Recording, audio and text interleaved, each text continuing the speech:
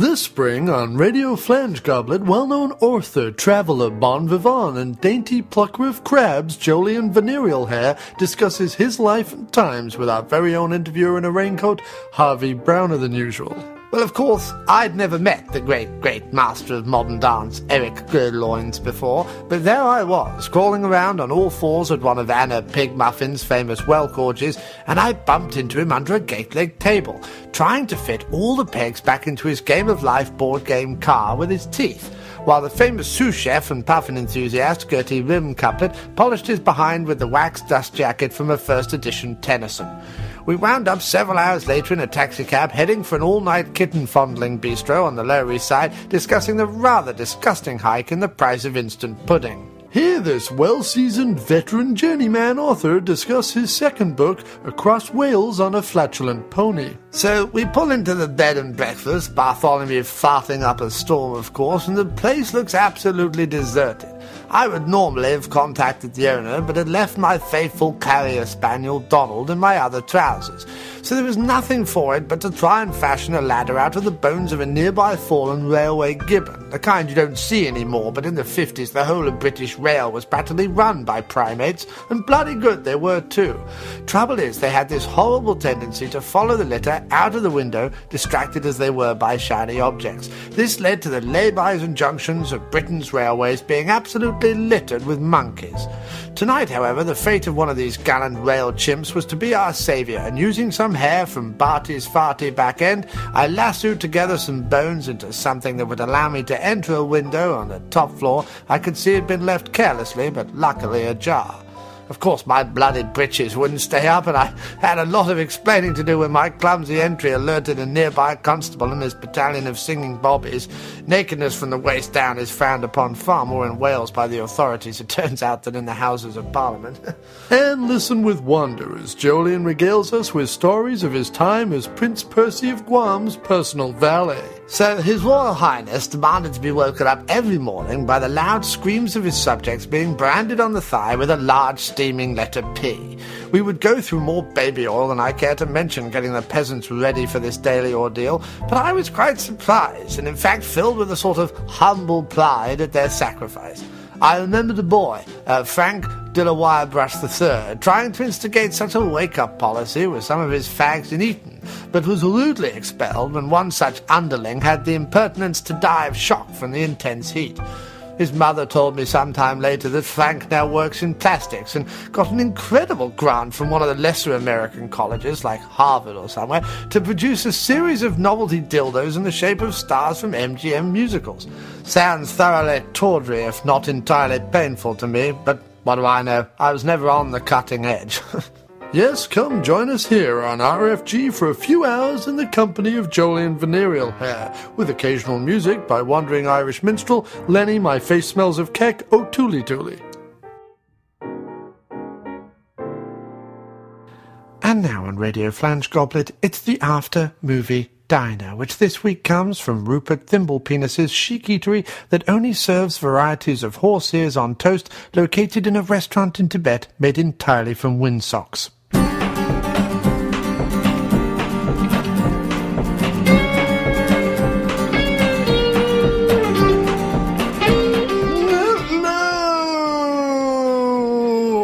Yes, that's quite right. You've arrived here at the After Movie Diner. And quickly, just before we get right into the big fat pie of movie chat that we've got coming up, I just wanted to announce a few guest spots that I've done recently on other shows, not just in order to promote how wonderful and amazing I am, but also to let you all know that there are other fantastic podcasts out there apart from this one. Oh, I know, that's hard to believe. No, trust me, I know it's hard to believe, but there are. They're absolutely fantastic shows, and I want to alert you all to them, if you aren't alerted to them already.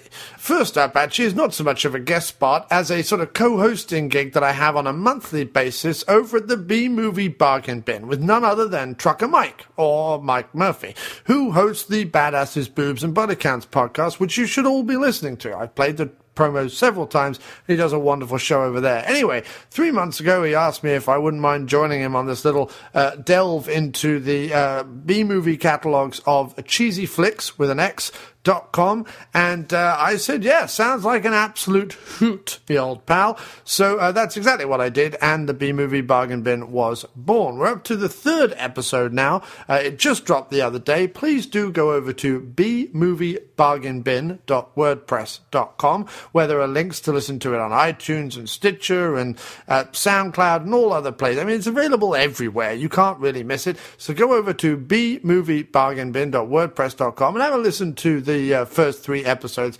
I honestly say this, that it is some of the best podcasts, or at least the most sort of professional, less sort of, dribbly kind of podcasting that I've done. And I genuinely really enjoy being part of that show.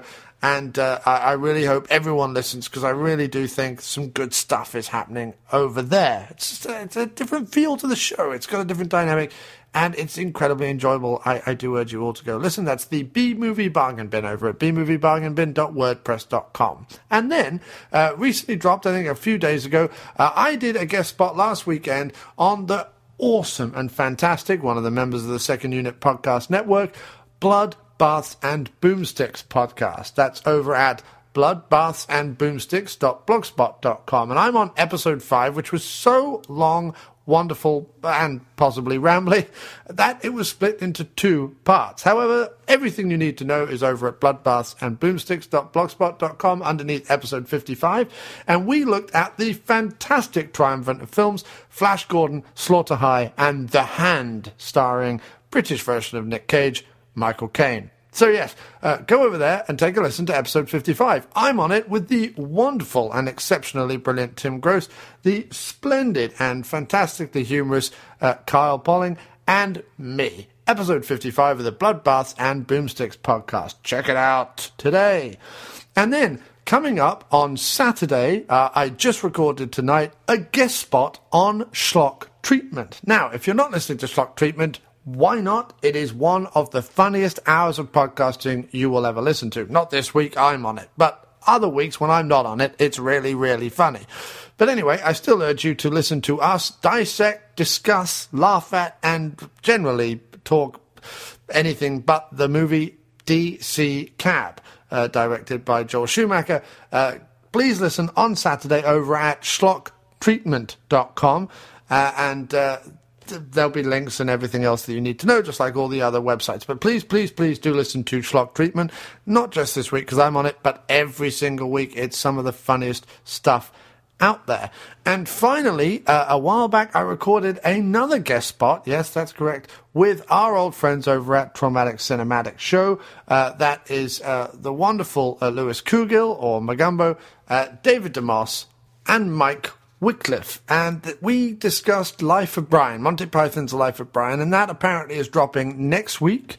I believe it'll be episode 63, but don't quote me on that one. It's somewhere around there anyway. It'll be dropping next week over at traumaticcinematic.com. Please do check out their podcast. They're a fantastic trio of gentlemen, and I was very, very, very honored to have guested on their show. So please do check out next week when it drops the Traumatic Cinematic Show. And in the meantime, why not listen to some of their other episodes that they have? They have 62 episodes so far. They're a fantastic show, been running almost as long as the Diner, and good friends of ours. So please do listen. David, you've heard him before on the show. He is our resident comic book correspondent, but I went over there and schooled these guys in the world of Python by laying down some of my excessive geek knowledge on the subject, and they had some incredible knowledge and surprising comments to make on the film too. So it's going to be a fantastic episode.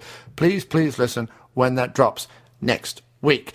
And finally, just where can you find us? Well, we're at aftermoviediner.com. We are at amdpodcast.blogspot.com. We are on iTunes under the podcast from the After Movie Diner. We're on Stitcher. We're on Spreaker. We're now on YouTube. You can look us up under, I think it's www.youtube.com/OM Productions. If you look that up, it should come up. If not, just look for the After Movie Diner on YouTube, and up we pop.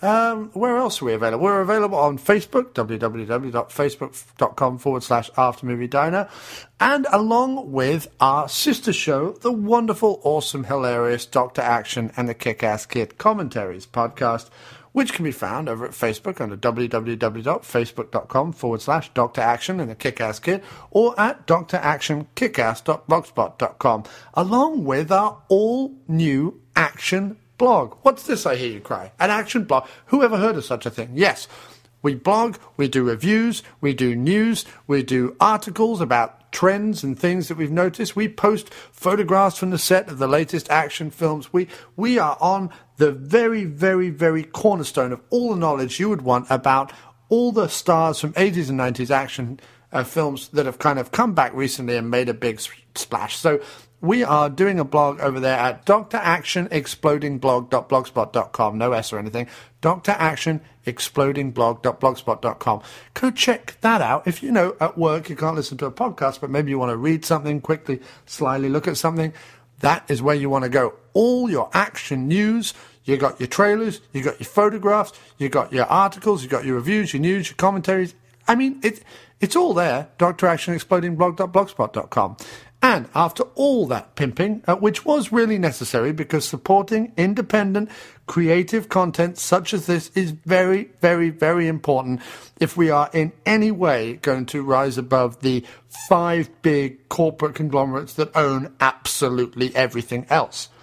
So, if you want media where the host of the show knows your name and will personally respond to you, if you want stuff about films that you wouldn't hear about anywhere else, if you want fun and music and comedy and stuff, you come here, you go to the shows that I've mentioned, you go to my other friends' shows, you go out there, you look at podcasts, you look at vlogs, you look at blogs, find independent content and support that. But because, by God, it feels good and it does the world a favor, moves us away from the fucking big 5. Right, now we head on over with my good co-host to our main portion of the show.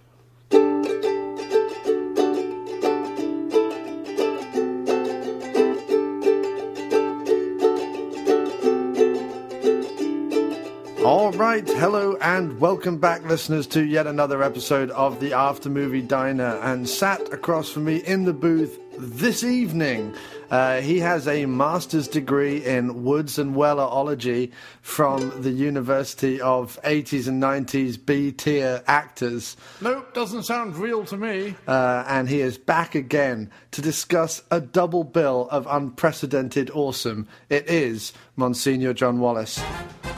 Hello, sir. Hello, how are you doing? Merry Easter and all that. Your holiday Easter of the year that is most up your street with the dead rising from the grave. I don't know if you've seen, but in Tokyo they actually have a massive zombie parade to celebrate Easter because that's what they associate the whole thing with. Of course. Well, that's just piffle-paffle. And yesterday, to mark the occasion, we watched Cockneys versus Zombies. Excellent. Which was rubbish. Oh, okay. So, yeah, it's all good. It's all good.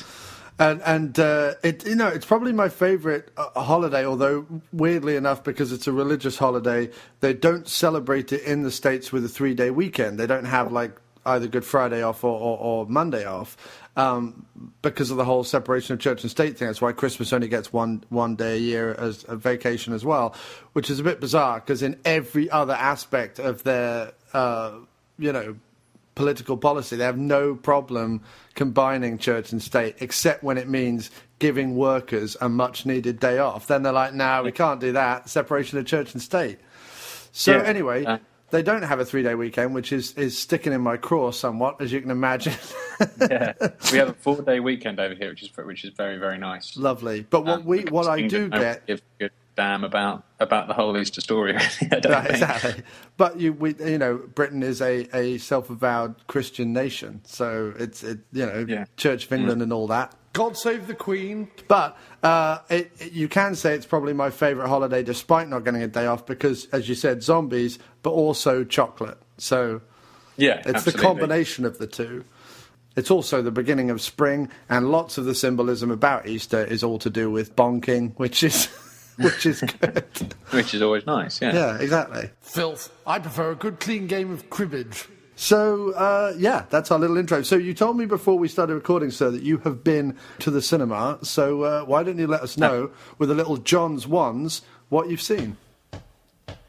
It's John's Ones, it's John's Ones. They're the one of films we want to review. Yeah, it's John's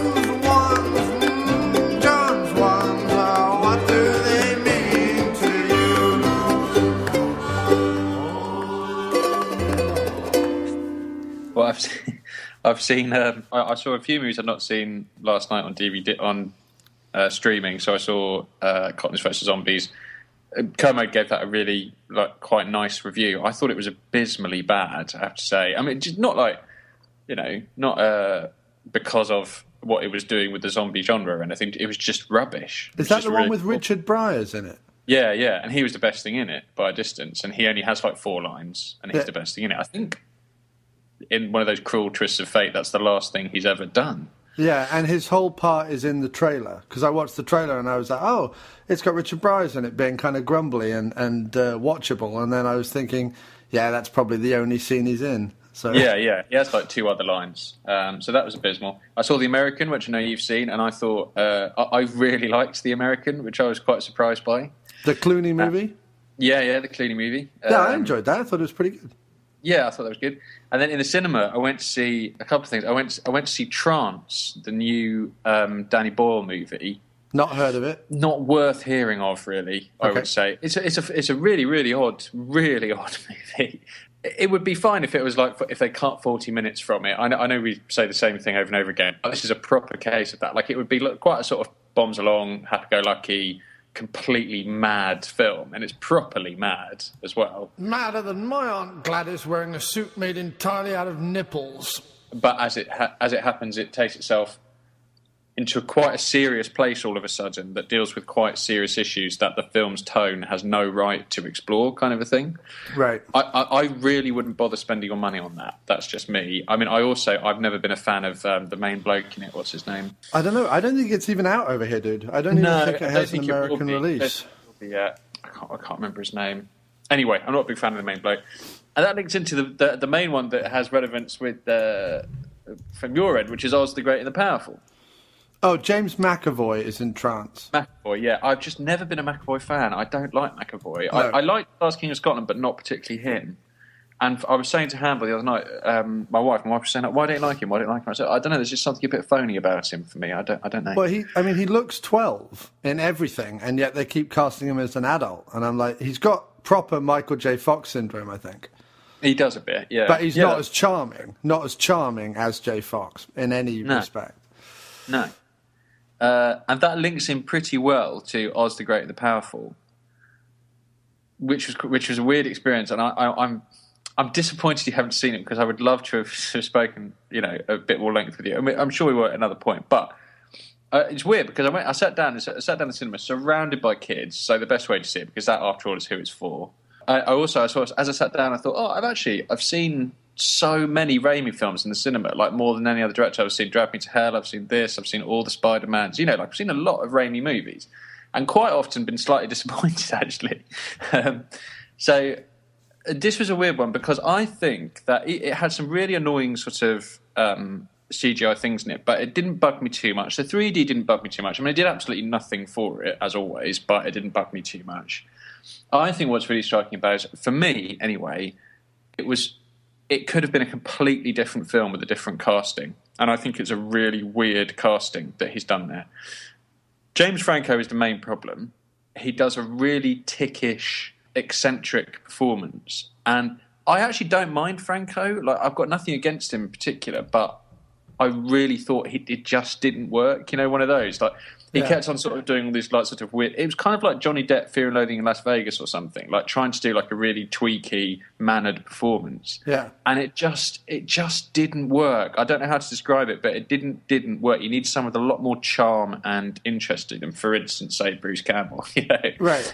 I mean, Franco, to me, he suffers from the problem that so many modern actors have suffered from. There seems to be a public or not necessarily a public, but a studio decision was made that Franco was a weird, interesting, diversive actor, right? And that he's, this century's James Dean or Marlon Brando or something like that. And there seems to be this conventional wisdom that, he's this fantastically deep and emotional actor. And I mean, I don't have a huge problem with him, but he's just a bit of a tit. I mean, I just don't I have no. Well, I don't understand where that comes from. Well, I can see where the whole James Deany thing comes from, because he's got a little bit of that sort of, young hero look going on. I mean, like I say, I just think it was a mad bit of miscasting, and that you needed a Campbell-like figure. So either a Campbell-like figure, as in an unknown who just brings out this really cool, like, quirky performance. Because, after all, this is the story of Oz. Or you needed to get someone in who you trust to do something a bit different and to carry it along that will interest the adults as well as the kids, Yeah. So the other thing that was really, really poor about it was Mila Kunis. I thought Mila Kunis was spectacularly bad, like really, really bad. Now, saying all of this, I was really struck by how the kids were totally wrapped up in the film, and there was no like shuffling or talking or running out or going, is it going to be over soon, can I go, or anything like that. I don't know whether kids are normally like that, to be honest, but they were definitely interested in it. There's whole sections of the film that were black and white, and I was thinking, any minute now they're going to start moaning, and they didn't. Yeah. So that's all good, but like I say, Franco very poor. Kunis, really, real howler of a performance, like really, really bad. And it was just really striking. When you put her next to someone like Rachel Weisz, who was great and just totally worked and did this sort of slightly cheeky, evil performance that I just thought was spot on. Kunis just seemed like she was all over the place, like completely out of her depth. Do you know what I mean? How was Michelle? I Can Never Crack a Smile Williams. How was she? Yeah, she was good. She wasn't very good either. I really like Rachel Weisz. Yeah. I thought she was great. To be fair, what's her name again? The other one? Michelle Depression Williams. Michelle Depression Williams was, she was just sort of a bit standard. And to be honest, I can't really have a go at her because she was very much a sort of character there for the kids to signpost the way things were going to go and everything, and the sort of moral voice for the kids. That was never going to be a good part. Cheer up, dear. No need to wander around with a face like a smacked ass. But the parts that were going to be good, the parts that demanded like great acting or like a really like tear away kind of performance, were Franco and Kunis. Right. Weitz's part didn't even really require a big performance, but Franco and Kunis both just really failed to deliver for me. So let me ask you a question. Because from the trailer, I watched the trailer, and from everything I read about it, I was like, okay, here comes Raimi doing basically what Tim Burton's done the last 3 movies he's made. In other words, like, here's a movie for the kids, big CGI, and here is a quirky, in inverted commas, Johnny Depp central performance. And has Raimi done that, but just with Franco? Or attempted that, but with Franco? Yeah, basically. I mean, I avoid... those I avoid Tim Burton movies like the plague. Well, me too. I'm just going on what I've heard. But yeah, your point is absolutely right. I mean, that he wanted like a really strong, quirky performance at the centre of it. And I mean, again, I always come back to Franco has spent the entire film on a green screen set. Yeah, and it's a hell of an ask. Unlike I mentioned Bruce Campbell. Bruce Campbell was actually in a cabin in the woods with bouncing off actual things with texture and that were there in his face, as opposed to pretending to talk to a fucking bellhop monkey like Franco has to do the whole way through. Yeah. And I always think you're just never going to get a great performance when they're standing on a green screen stage for 90% of the film. Which is what Weller said in his... rousing Robocop discussion. That's just all complete genius what you sent me. I absolutely loved all that stuff. Yeah. So yeah, that's what I'd say about it. Is that it wasn't great, but I really think it could have been like actually quite a worthy little addition to his canon if he'd have just. It seems almost like he's had a casting agent who's gone. Franco and Kunis are so hot right now. They're the people to have in there instead of sort of going. Who do I trust? Who do I use? I mean, he's used Franco before, of course. So. Yeah, I was going to say, I think the Franco decision is probably, yes, part... I think Raimi was probably like, how about Franco? And the studio were like, cha-ching, yes, excellent, let's go with Franco. I think Kunis either comes from the studio or comes from Franco himself, because I know they've been in other films together, and I wonder if they're not, friends off set kind of thing. Yeah, I mean, maybe that's it. But it's funny because you would think that he would watch them, he would watch Kunis's rushes and go, whoa, this isn't going to work, because it's that bad. I mean, it's properly that bad. And we were watching, again, another movie I saw for the first time yesterday, which is something I've seen that you've reviewed before, is a film called Easy A. Yes. And Emma Stone is great. Yeah, she's a fantastic actress. She's a great actress. And, and just like Minnie Kunis, she's got a Kunis-like look. She's very beautiful. but she's really, really good. So I would have like gone, right, let's cut our losses for cuteness. Give her a package and send her on her way. Send her back to Yeah, except that Emma Stone was in about 4 movies last year, so I imagine she probably wasn't available. But I imagine she was on a list somewhere in the Disney studios. They were like, "Can we get some of that Emma Stone coin?" Because she was in like 4 or 5 movies last year.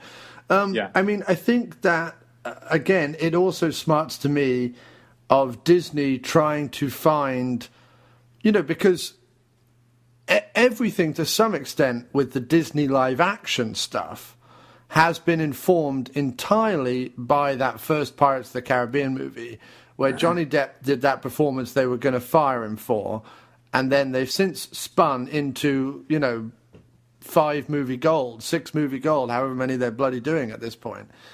And that might be another thing. It might not just be the Tim Burton thing. It might just be Disney, we're looking for that next Depp-like breakout performance, you know what I mean? So everyone's kind of being and the other thing to mention that is absolutely legitimate, because, things are coming together now in my brain about Raimi's career especially, and I didn't think Drag Me to Hell was all that well acted. And from what you're saying, this isn't.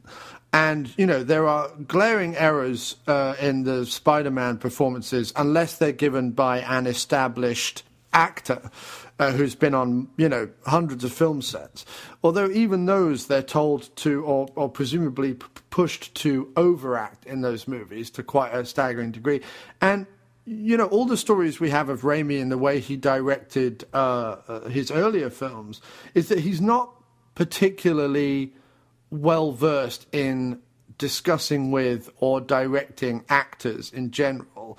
When he was directing his friends, he was, either jokingly and or actually cruel to them, both physically and verbally, just to kind of get what he wanted, because they were his friends, he could talk to them any way he liked. And I wonder if and he said himself, I seem to remember in an interview, he said himself that one of his biggest hurdles going mainstream was like overcoming his way of like talking to actors and things. And I just wonder if, that's part of it as well. He is a very visual director, but whether he, actors to him are more like, I think they were to Gilliam initially, like animation people, like just stand there and do this and I'll move you here and move you there and you know what I mean?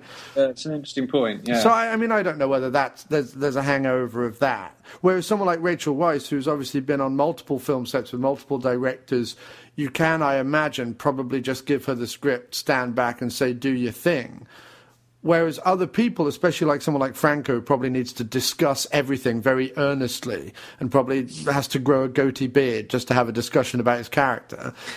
He probably involves a lot more, pushing and nudging from a director. He probably wants to make a relationship and a bond and all this other horse shit. And he, that's probably what results in this. Plus you've got the Disney studio heads kind of going, I wonder if Franco could do some of that Depp business from Pirates of the Caribbean. I wouldn't be surprised if that's all. It's an interesting effort anyway, because there's all this stuff about, I'm sure you've heard, but there's all this stuff about they couldn't actually sort of directly reference The Wizard of Oz because of like rights and stuff. So it has to sort of tiptoe around what it can and can't say the whole way through, which is quite a weird exercise. Yeah. I didn't know that. If you listen to the interview he did with Kermode, it's a good interview. It's interesting. Who, Raimi or Franco? Raimi.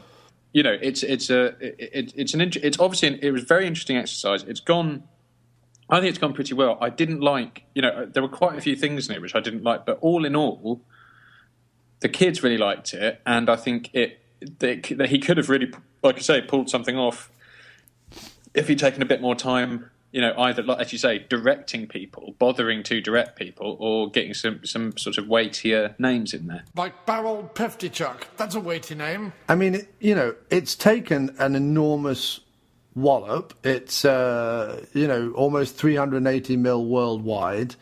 It's taken a great domestic take of 200 mil. In fact, it's made more domestically than it has worldwide, which has not been the trend lately. The trend has been that American cinema going is down, but the worldwide grosses are up. Not the case yet, but that might be to do with release dates. I don't know how long it's been out over there versus over here.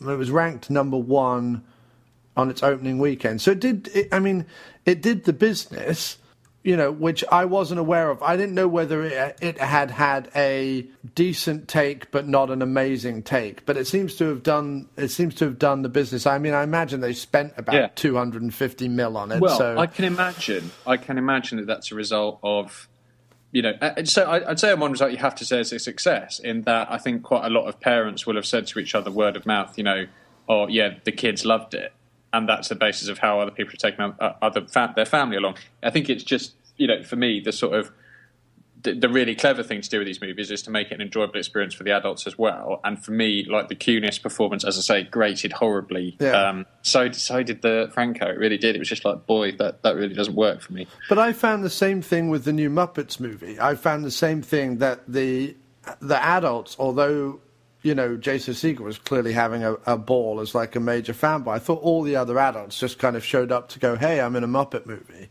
rather than actually, to do the business. So, I don't know. But I find Raimi's trajectory, like, fair play to him, wants to make a big, kids movie, that's all wonderful and splendid. But, I would be more interested, honestly, considering with Spider-Man, he proved he could do a big CGI, kid-friendly, adult-friendly, Spielberg-esque, get everyone in the cinema, multi-million-dollar, takings movie. And I would be much more interested if he now said, okay, and same with Peter Jackson to some extent, but now say, okay, I want to make a movie that is, different. It's not powered by Disney. It's not powered by Marvel. Just a movie that is more of his kind of thing, and still make it successful. I mean, wouldn't you want to see if you could still make something successful, but being you, rather than being whatever Disney and Marvel want you to be? Yeah, I agree. I mean, where we diverge is that I actually really liked Drag Me to Hell. I thought Drag Me to Hell was terrific, and that's kind of what I thought. That's kind of what I wanted from him. And as long as he keeps on going back to make, every now and then, to make, like, movies that are just him, like, having fun and letting rip, and doing things that are more for him, as you say, than opposed to these sort of studio juggernauts, then I'm quite happy with him, to be honest. I mean, the thing that winds me up about him is when I read the many conversations about Evil Dead related matters, where just reading what you're saying makes I sort of you make me really angry with your anger, and and so I sort of think, I don't want to know about that, because it'll make me, it will sort of turn me against Raimi, and I don't want to do that. Yeah, I mean, it kind of has soured me against Raimi and Bruce, and I don't want to go on another talk about it, because I'm sure people are bored with that now. But, I mean, it has soured me somewhat, although I am willing to give Oz a try, although I think now that the Easter break, because the kids have had half term or whatever the last week, I think now once that is over and Olympus Has Fallen has come out, I imagine Oz is probably going to go away. Now, are you going to go and see it? Hamble saw Olympus Has Fallen and thought, the trailer for Olympus Has Fallen, and thought, that looks so utterly ludicrous that I have to go and see it. Basically, because Morgan Freeman is turning up. Morgan Freeman is in every trailer in Britain at the moment. Yeah. Turning up, like, the thing where the best experience I had was we were actually going to see Argo, actually, which I finally saw. And in the trailer for Argo for Oblivion, where Freeman turns up by lighting a match and he's wearing dark sunglasses, I burst into laughter, like really loud laughter when I saw it. But it's the laughter of, yes, I can't wait to see that. Now, Oblivion, weirdly enough, I don't know if it's because I've been watching more sci-fi and stuff like that. Oblivion, I am super excited for. I don't know why, but I just am. And I'm excited for the Roland Emmerich takes over the White House movie, because like Jim was saying the other day, can you really think of a Roland Emmerich movie that you don't just like? Like is that the non-Olympus Has Fallen one? Yeah, that's... the reason like why that's going to be a complete genius. Because when I watched the trailer for that again the other day, I thought, hang on, I think Jimmy Woods is the bad guy. I am pretty sure Jimmy Woods is going to be the bad guy in that White House movie. What, in White House Because Down he's listed on the IMDb cast list, he's listed as Secret Service agent this or whatever.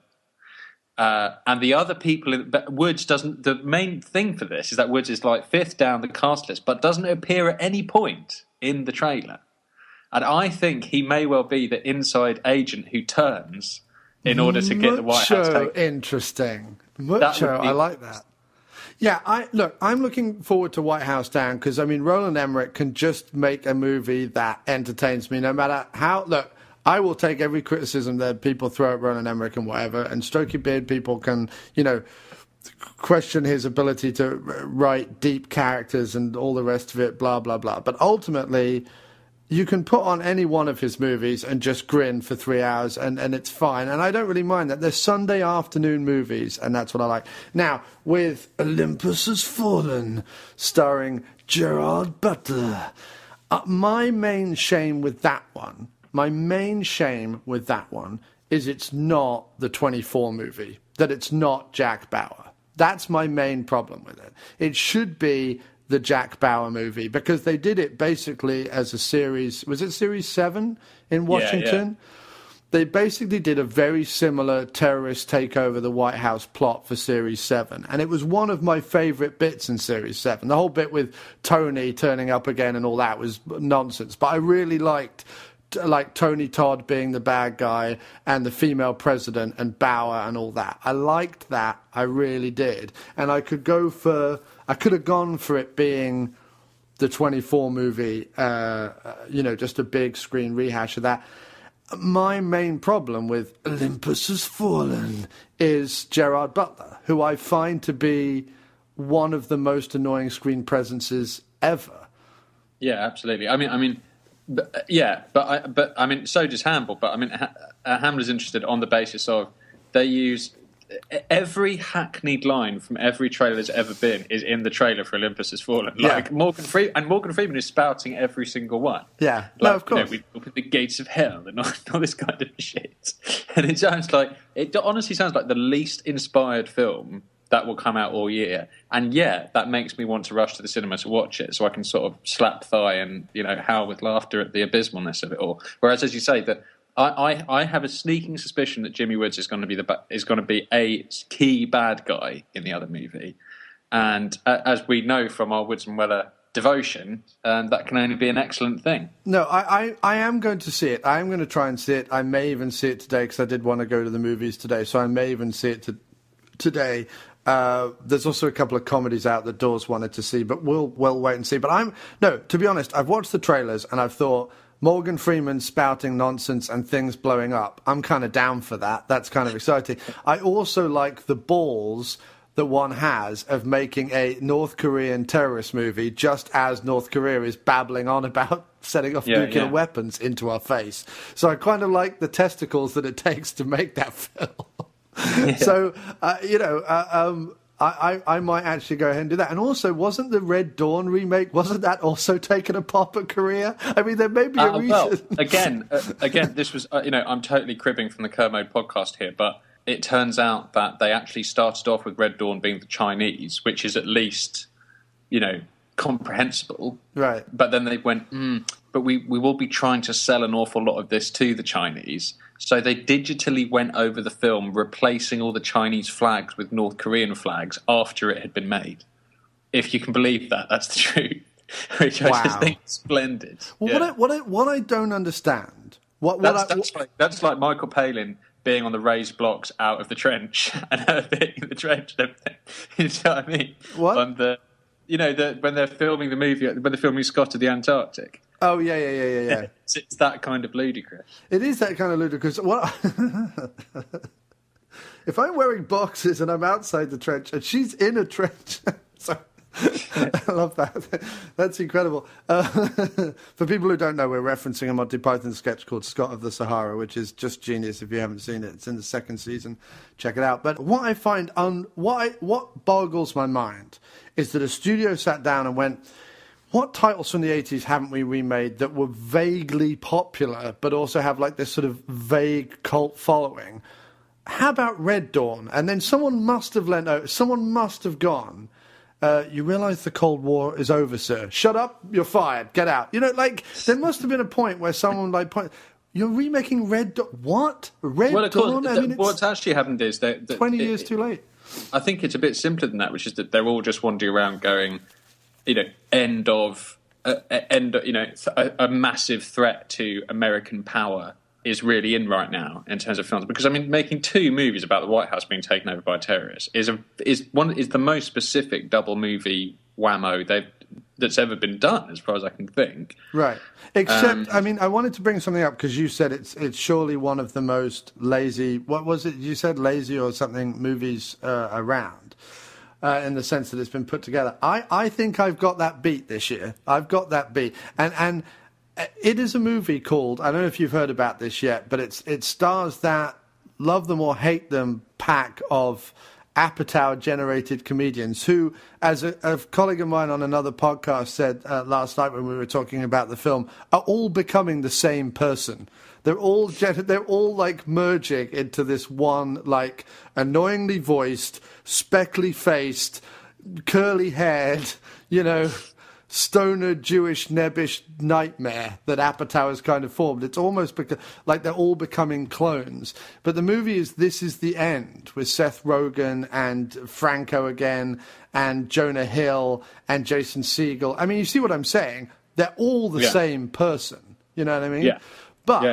But get this, get the conceit of this movie. This is absolutely fan. Not only, right, and this is what bothers me. The World's End is coming out, which is the Pegg, Wright, Frost third movie. The third movie that Simon Pegg, Nick Frost, and Edgar Wright have been involved in after Shaun of the Dead and Hot Fuzz, right? And they have been talking about The World's End since the Hot Fuzz junkets, when they did the chats for Hot Fuzz.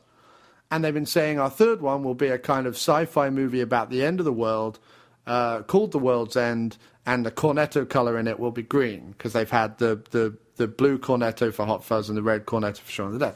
And they've been saying this forever. Seth Rogen, in the meantime, has worked with Simon Pegg on Paul, right? The same year that The World's End comes out, Seth Rogen, Jonah Hill, Jason Segel, all these people, Danny McBride, right, make this movie about the end of the world. But it's a movie, right, in which this is how utterly lazy it is, right? They've gone, people like us, right? No, wait, people love us, yeah? But we're great. We're funny. We're sexy. Women want us. Men want to laugh at what we say. We're stoners. We're kind of chubby. We're all-round great guys, right? How about we do a movie where, wait for it, we play ourselves? So they haven't even bothered. Like, they wrote a script and they haven't. Well, I don't think they wrote a script. They came up with an idea and they didn't even go, instead of Jonah, we'll call you Jeff. No, they just went, you're Jonah Hill, you're Seth Rogen, you're Jason Segel. I'm not even kidding. Look at the list. That's spectacularly weak. Right. And it's all filmed on what looks like handheld cameras and stuff, coupled with obviously a more professional camera as well for the scenes that they're all in. And it's basically them in one of their mansions improvising while outside the world ends. That's it. Improvising as themselves, making in-jokes about themselves as if we're all pals with them. Oh, boy. I mean, that's the problem is that if that was a group of, I guess it's a fair thing of anything other than the summer blockbuster. It's a fair test of any film to say, if we had scrimped and scraped for 5 years in order to get the funding together to make our movie, would this be the right thing to spend the money on? And of course, if you weren't, as you say, in the mansion, like spitballing with your other mansion chums about how brilliant we all are, then you'd wake up the next day. You would probably have the conversation over a beer and go, "Wouldn't that be great? We'd just be ourselves and blah blah blah blah." And then you wake up the next day and go, "Actually, that'd just be self-indulgent tripe. Let's go back to the drawing board." But because they're so wealthy, no one at any point, and because they're just bankable and everything, it's probably just a load of agents and pseudo execs have sort of got together in another mansion and gone, well, obviously it's feeble and tragic, but we need to let them get it out of their system. So put it out. But are you telling me you couldn't have even gone through the shooting script? Because I imagine there was a shooting script where they at least went, this is in the mansion, this is in another mansion, this is where we walk down the street and humorously laugh at the fact that the sky's falling in, this is back in a mansion again. There must have been a shooting script. They couldn't a movie about Glickenhaus and his real life, that would be worth watching. Right. Glickenhaus driving cars over cliffs and exploding would be worth watching. Ferraris, you know. James Glickenhaus meets up with Sam Elliott and Peter Weller, and they all go for a drink while the world ends. Glickenhaus takes Seth Rogen, all of the people that are going to be in that movie, for a ride in his Ferrari, then combat rolls out of the Ferrari as it drives over a cliff. He could do that, you know, for all six of them. That would be incredible. James Glickenhaus is the Glickenhaus in My Ferraris Go Boom, featuring special appearances by Christopher Walken, Peter Weller, Sam Elliott, and Robert Ginty as the four horsemen of the apocalypse, and with highly anticipated death cameos by the hilarious Seth Rogen, Jason Segel, Danny McBride, Jonah Hill, and James Franco. Detonators Monthly described it as the Fast and the Furious seen through the eye of an exploding Glickenhaus tornado. And the C4 Gazette called it the most fun they'd had in the cinema since Blue Jean Cop. This Glickenhaus kid really knows how to make things erupt into a fiery ball of death-filled glory. James Glickenhaus writes, directs, stars, and blows a lot of stuff up in My Ferraris Go Boom. Coming to an exploding theatre near you soon. But they didn't even go through the shooting script and go, yeah, Seth will change you to Simon, Jonah will change you to Jeff. Like, they didn't even... No one sat down for 5 minutes and just came up with even other names for these people. I mean... Extraordinary. So if you want laziest movie this year, I'm going with that one. I also think it's a bit of a shitty thing to do to peg when clearly they know that... Anyway. It's a shocking thing to do, but... The only other thing I wanted to mention in terms of up and coming is the Alan Partridge movie trailer is coming out now for a lot of. Have you not seen it? Yeah. Oh, it's amazing. Yeah. And for a lot of American viewers, they won't know, listeners rather, they won't know Alan Partridge, but it was a wildly successful British comedy show that started off as a sort of mock. It started off on the radio as a mock interview show that lots of people listened to, but my dad remembers listening to it and thinking, is this real? Surely this can't be real, but thinking that perhaps it was. It started out as part of On the Hour, or the character did as part of On the Hour, and the TV version, The Day Today, as a sportscaster. Yeah, and then he does his own chat show, which was, he did a whole series as a chat show, and then there was this sort of mockumentary TV show for a couple of series that was just genius, especially the first series. It was just extraordinary. And since then, the characters popped up in some little online bits and pieces. And now, finally, there's a trailer come out for the movie, which seems to have the cast of the latest sort of online comedy show he's been doing called Mid-Morning Matters. I don't know what's going to happen with it in the States. I personally suspect it won't get anywhere at all in the States. But I'm really looking forward to seeing it. It's been much, much delayed. I mean, I remember watching the first season of I'm Alan Partridge when I was at Charterhouse, and it's that long ago, you know, 97, 98, if not even 96, actually. So this is a long, long time in the waiting this movie. He's been talking about doing this movie since 96, so it's coming up on 20 years that he's been talking about doing it, and now he's finally doing it, and I'm really, really looking forward to it. I don't care. I might be crushingly disappointed. I am openly really looking forward to it. I mean, where can people will know Steve Coogan from The Trip, and they will know him from he's the guy who plays the film director at the beginning of, what was it called, the Ben Stiller, what was that comedy war movie that Ben Stiller did? Well, he was also in The Other Guys. He's in The Other Guys, but what's that movie that Ben Stiller did with Jack Black and Robert Downey Jr.? What was it called? Why has my brain gone blank? But he was also in Around the World in 80 Days with Jackie Chan. Anyway, he's a fantastic guy. All the other stuff he's done apart from Alan Partridge has not been as good as Alan Partridge. That's been his defining life thing. And almost the reason he hasn't made this movie for 20 years is he's been trying to get away from Alan Partridge to do other stuff and show how brilliant he is. He is brilliant, incidentally, in many other things, particularly A Cock and Bull Story. A Cock and Bull Story is amazing. People might know him from 24 Hour Party People. Tropic Thunder is the movie that I was desperately trying to figure out. But I'm well looking forward to that. Even though it could be a bit disappointing, I'm really looking forward to it. And just briefly, I mean, I'm sure you've probably covered it a million times already. I saw Argo, and I thought Argo bombed along really nicely. And for an Oscar movie, the fact that it actually bothered to frame the movie with, we're about to tell a very patriotic flag-waving story, but here's the very unpatriotic, unflag-waving truth about why Iran got into this state in the first place, I thought was really well done. And I won't have a word said against Argo. It does what it says on the tin. It's not genius at all. It's no One Flew Over the Cuckoo's Nest or anything like that. But it's, you know, in terms of that kind of achievement. But it tells a story well about sort of being, you know, about claustrophobia and sort of this external threat hanging over them all. And it framed well by saying, but look, Iran isn't the way it is because they're these evil people. You know, we helped make it the way it was, you know. I mean, I felt like it did successfully what Clooney has done in a couple of his directorial efforts, which is to take a good, neat story and bash it out in an entertaining way that everyone can watch and enjoy. So you can watch it as a comedy, you can watch it as a true story, you can watch it as a period piece, you can watch it like you can really watch it anyway. It's even got one of the like coddest Hollywood tension ramping endings of any movie in recent years, which I'm sure isn't based on truth, you know what I mean?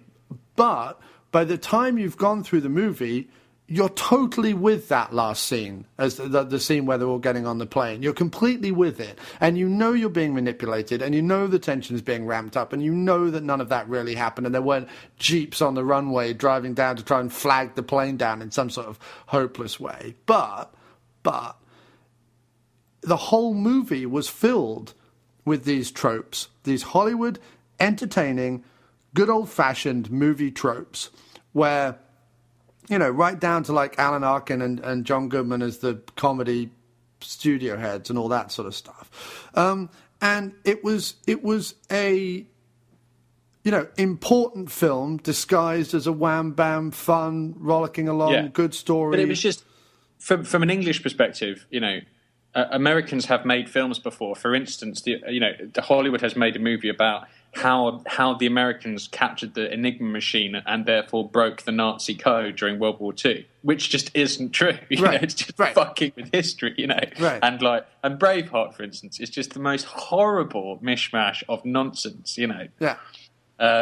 William Wallace lives on a shack in the middle of the hills, you know, not with the rates of Del Blue and all this stuff. It's all been nonsense. And what I really thought was great about Argo is that it managed, you know, obviously it tweaked it here and there, but it made an effort not to fuck with history, and I appreciate that, you know. And it's also a really good, untold, true story, and like you say, told with a few like ramped up bits, but it's just a very neat, good story. You know, it's just it was so surprising because it's rare I go to a movie and I'm like, oh, I'm being told a story. Normally I go to a movie and it's like, okay, so these characters are going to go from there to there to there, and at the end he's going to kiss her and that's going to blow up. Like, there's not a story to it. You know what I mean? There's not like a beginning. Well, that does sound like a good film. You know what I mean, though? Like, it's rare that you see a compact, well-told, you know, 3-act film, directed assuredly, acted superbly, and for all the cheesiness in it, it's actually rare to sit down in the cinema and go, you know what, I'm being told a story. Because most films nowadays resemble the sprawling, unwieldy mess of a Django or something like that, which has no story to tell other than some sort of vague fucking waft here and there of he's doing this and he's doing that, and that's absolutely fine. But I mean, it's not a solid, enjoyable story. And I thought that this told an enjoyable, solid story. I thought something like Confessions of a Dangerous Mind, although it's a bit shambolic in places, tells an interesting, weird, possibly based on fact story. I think that the Thank You and Good Night is a phenomenal, or what is it? Good Night and Good Luck. Good Night and Good Luck, sorry. Good Night and Good Luck does a similar thing, you know, and that's what I like, and Argo does the same thing, and I like that. I was not a fan of The Town as much as I was Gone Baby Gone. I thought The Town sucked. Yeah. I thought The Town sucked. I thought Affleck did really well with Gone Baby Gone, because again, it's got a story, it's got a twist, it's got a beginning, middle, and end. It's full of interesting characters, and it was well done. I thought that The Town was way too generic and just bland in general, and, you know, it wasn't even particularly a passable action movie. It was okay, but it wasn't anything special. I did enjoy seeing them at the Oscars, like Affleck and Clooney. Like they were massaging each other's egos so much you half expect them to just start tonguing each other at any second. I mean, it was absolutely ludicrous, the amount of backslapping that's going on. Of course, because Clooney produced this with his partner Grant Heslov, of course. Yeah. Clooney has now lined up a movie called The Monuments Men, which he's shooting at the moment, which has the most ludicrous sort of glitterati cast of Damon, Clooney, Blanchett, Bill Murray, John Goodman, and even Jean Dujardin, just to wrap up I'm bringing in as many folks as I can. And this is obviously his big tilt at an Oscar, because it's all about, like, rescuing looted Nazi works of art. It's like, once again, going back to World War II. And to be honest, when I saw that, I thought, well, maybe it'll be... I hope that's a good movie, because World War II feels pretty mined to me now. Do you know what I mean? I will give Clooney the time of that. Clooney could make a film about the mass production of yogurt. I really don't. Like, he really is someone who... anyone who's anti-Clooney, I do not understand you. I do not... I think he makes damn fine films. He's one of the... I loved The American. I thought it was great. The American's great. Up in the Air was great. There was, all his... Michael Clayton is one of the best thriller dramas of the last 20 years. Michael Clayton is fucking awesome. Tom Wilkinson, again, doing an incredible part in that. Clooney being really, really good in that. All the ones he's directed himself, even Leatherheads, which is like not the best one he's done, it's probably his weakest one. Even that one's worth a watch. I will give Clooney the time of day. Ocean's 12 and Leatherheads notwithstanding, he can really, knock about and do what he wants to do. I think he's got a sound head on his shoulders. He's got stuff to say.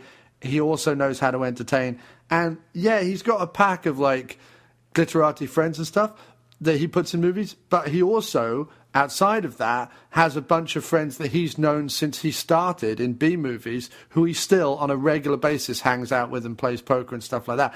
The dude's just a decent dude, makes good movies. I give him the time of day and a pass on anything. Yeah, he's a good man. So, shall we break on to Woodson Weller? Yeah, so what I'll do is I'll put in a little musical break here, an ad break or something like that, and then after the break, John and I will be back with our Woodson Weller double bill. Hi there, I'm a Gumbo, and I'm with the Traumatic Cinematic Show. We're a podcast that talks about films. Yeah, we'd like to invite you to come listen to our show. You can find us at traumaticcinematic.com. You can also find us on Twitter at DC Podcast Crew. Also, you should come over and check out our Podomatic page, traumaticcinematic.podomatic.com. We're also on Facebook, so you can come on out there and find us too. I'm on the internet. You know what? There are a lot of podcasts out there, but there's only one Schlock Treatment, and if you're not already clued into this excellent hour-long weekly laugh fest, then you should be bloody well ashamed of yourself. Hosts Mark McDonald, Matt Ringler, Doug Fry, and Kirk Howley watch some Netflix schlock and in their own spectacular way review and annihilate it each and every week. Plenty of puns, ingenious insults, and wonderful wit abound in this weekly treatment of schlock. Find it over at schlocktreatment.com and iTunes today.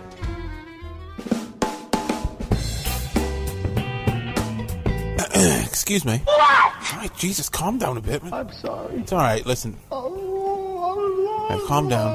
Come on. Calm down. Hey, shut up.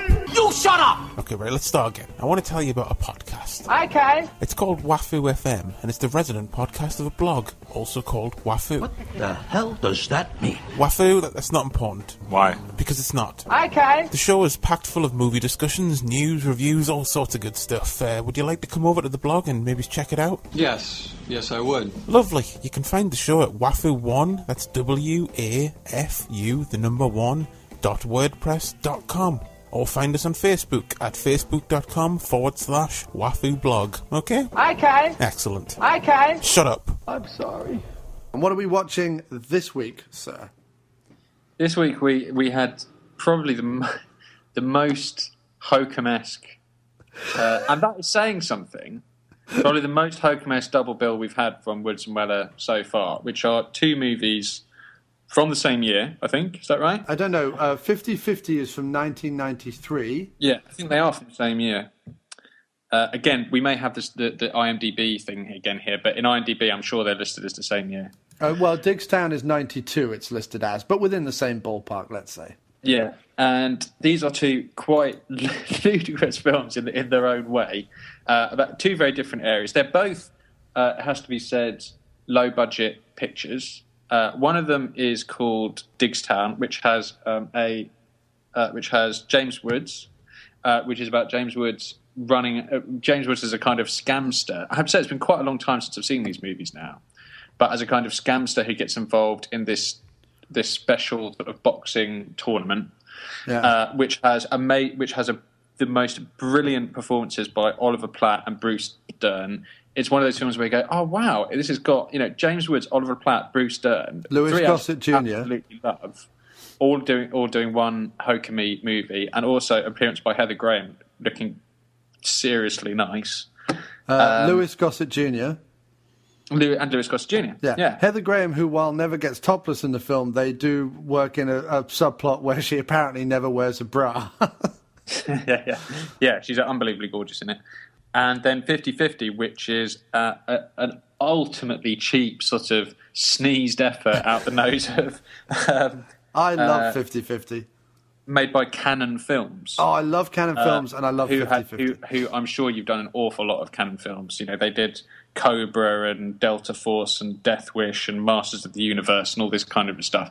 I got quite interested reading up on Cannon Films. I mean, if we do 50-50 first, because it's probably the one I've got most to say about. So this is Peter Weller. There's a documentary coming out, dude, by the guy who did Machete Maidens Unleashed and Not Quite Hollywood, which were about the Philippine exploitation movies and the Ozploitation movies, respectively. And now he's doing a new one on Cannon Films called, I want to say, Electric Boogaloo or something like that, Electric something or other, that's about Cannon Films, and that's coming out soon as well, which I cannot wait to see, because Cannon Films is a really interesting story, because it's a failing studio brand bought up by two Israeli brothers, they're cousins, called Golan and Globus, which is a brilliant couple of names. Menachem and Golan, they had this whole business strategy of buying up scripts that studios have basically gone, never going to make it, really, never going to happen. So buying up scripts dirt cheap, making them cheaply, and then making quite surprisingly large amounts of money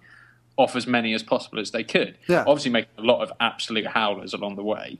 But you'd be really surprised who worked for them. I mean, Stallone's worked for them, Van Damme's worked for them. There's been a lot of Lundgren obviously got his start in Master of the Universe with them, and has gone on to a ton of people who were really quite big in the 80s and 90s. I mean, Stallone had already done Rambo and Rocky when he turned around and did Cobra, so it's not like he's slumming it in a Cannon movie. No, I mean, but they were bought in. Cannon Films were bought in '79 by these Israeli cousins, and 50-50, as we say, is made in '92 at sort of the. I think it's pretty much one of the last ones made under that sort of regime, and I think it comes out after perhaps they've lost control of the company or something. I'm not sure, but it was reviewed. I read a couple of reviews of 50-50 saying this is the not much mourned swan song of Cannon Films. I think that's a little unfair. It's interesting to note that what perhaps backs that up is that this stars Peter Weller and what's the name of the guy from Airplane? What's his name? Robert Hayes.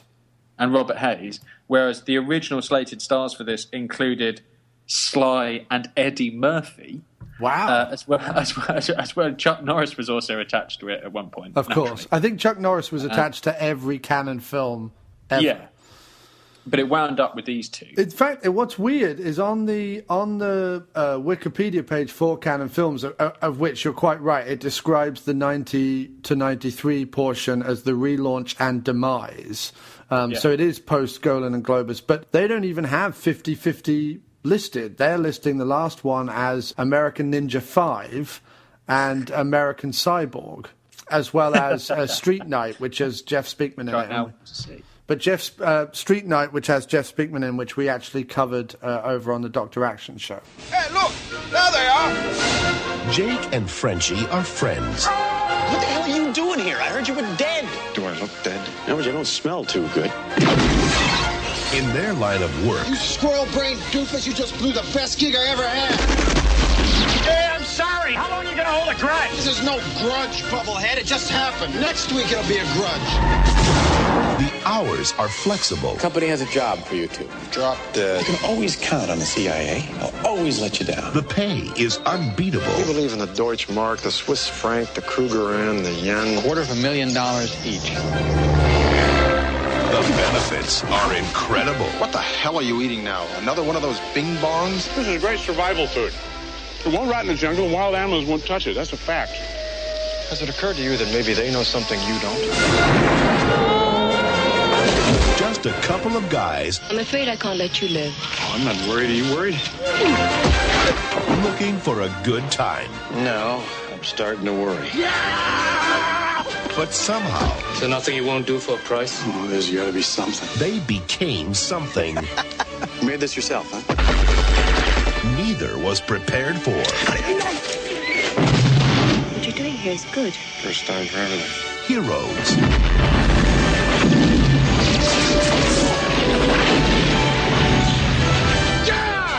Peter Weller. I got a plan.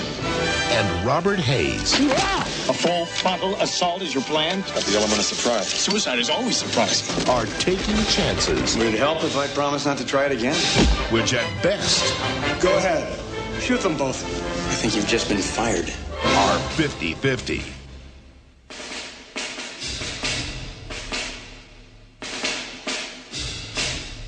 Yeah, I mean, I personally thought it was pretty bad. 50-50. I loved it. I loved it. I have to say, I loved Diggstown. 50-50 I thought was poor, and for two main reasons I thought it was poor. First of all, the fact that it was filled with all of this slaughter, and it must have had what rating was it? 15 or something? Oh yeah, at least, yeah. Yeah, but Peter Weller, who is one of the best swearers you can possibly come across, keeps on calling him these stupid, like, non-sweary names. Oh, like I love that. Cheese face, brick brain, squirrel grain, bubblehead. I mean, I was just saying, just swear.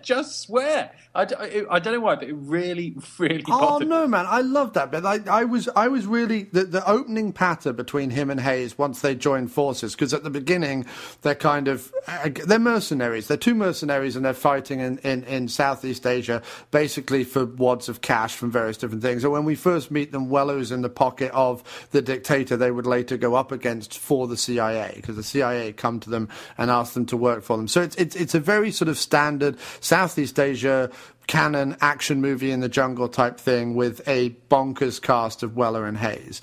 But the thing that I liked about it, the thing that you're saying frustrated you, I never once thought like they should be swearing.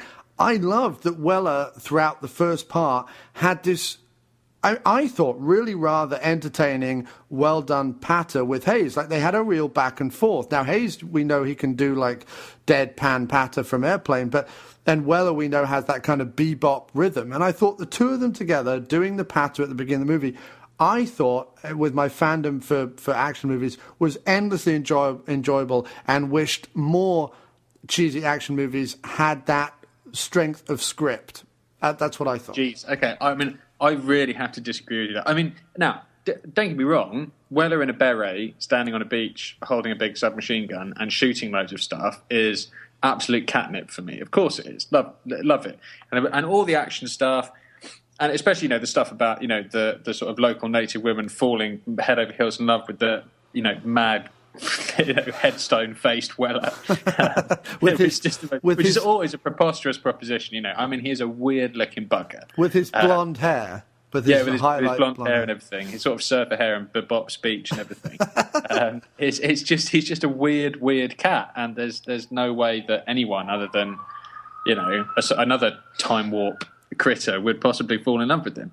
But I really thought that it didn't work, the back and forth thing. I thought that it was close to working, but that the cheese face bubble brain stuff just made it feel. I tell you what. To be fair, now that I'm remembering watching it a bit more, I remember having a sort of transferring my opinion of it from a film to an episode of the A-Team and enjoying it a lot more as a sort of alternative A-Team episode than as a film.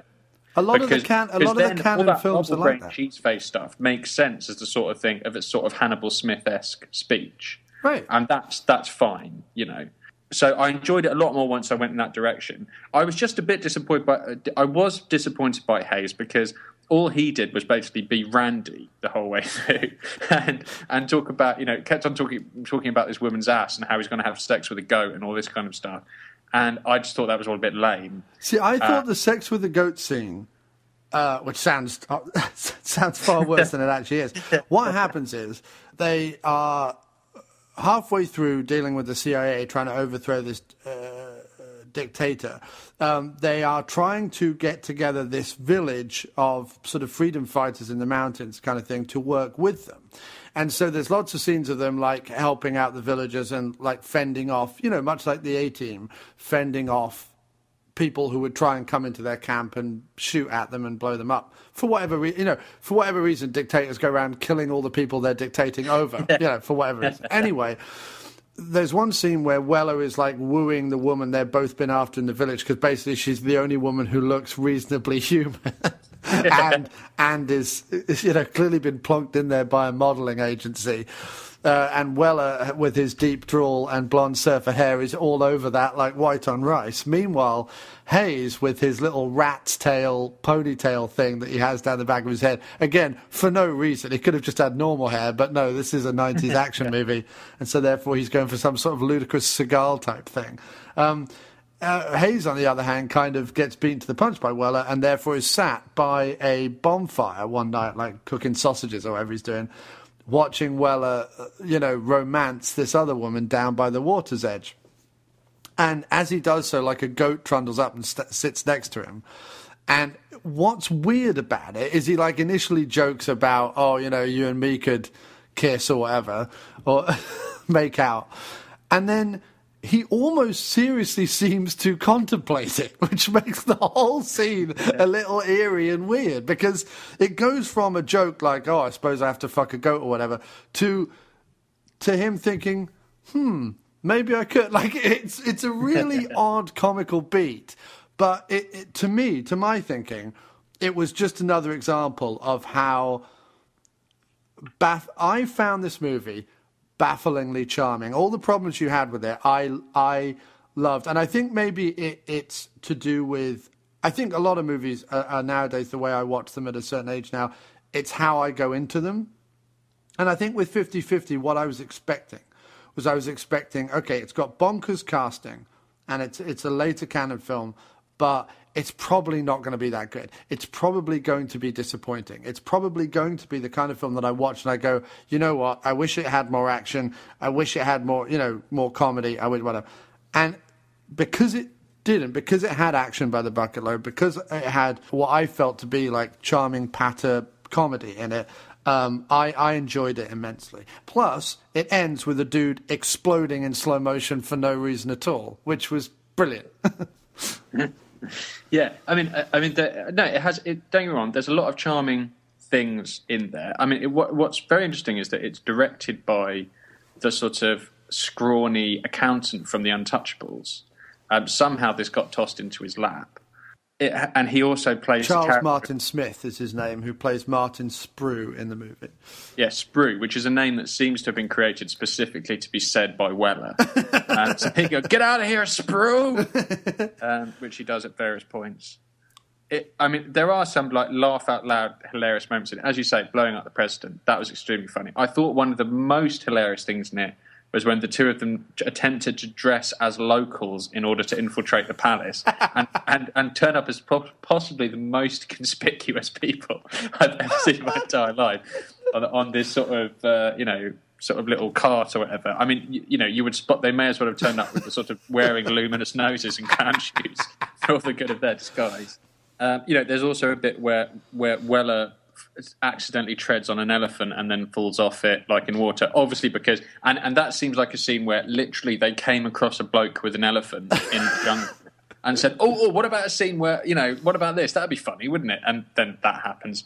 And I mean all you need to know about this film is that it ends with a freeze frame shot of Weller and the other fella laughing, which is perfect. That's what you want. Yeah. So I would say that, as I say, I do seem to remember about halfway through thinking, okay, I'm watching this the wrong way. I have to watch it on an A-team kind of level, because make no mistake, I think you'd agree with me that that's the level we're talking about. Of course, no, but a lot of canon movies follow the A-team. I mean, a lot of 80s and 90s action movies in general follow the A-team's, modus operandi, which is like, there's a small town in trouble, and we're going to come in and help you out, and we're going to face a problem at about 40 minutes in, and then we're going to overcome that problem.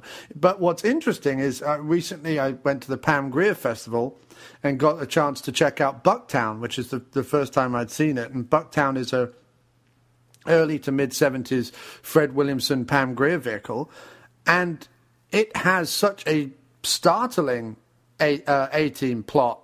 10 years before the A-team would really hit its height, that, this kind of idea, it's a Western idea. The stranger rides into town and saves the small town or whatever. It's a Western idea, and it's been recycled multiple times. But, I found this to be, like I say, I found this to be a thoroughly enjoyable, if you're of the mindset, like you say, of either the A-team or 80s and 90s action movies in general.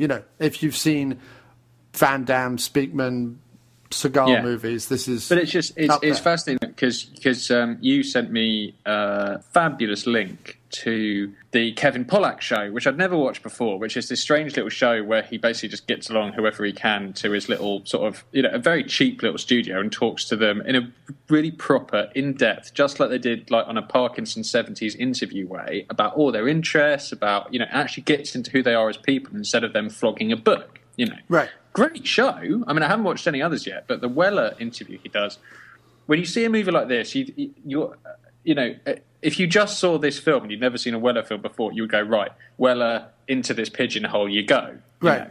But when you see him interviewed, he's the most fascinating guy. He's worked with all kinds of people. He has, let's face it, he has no problem name-dropping those people either, does he? Right. But he's worked with all kinds of people. He has fascinating stories to tell.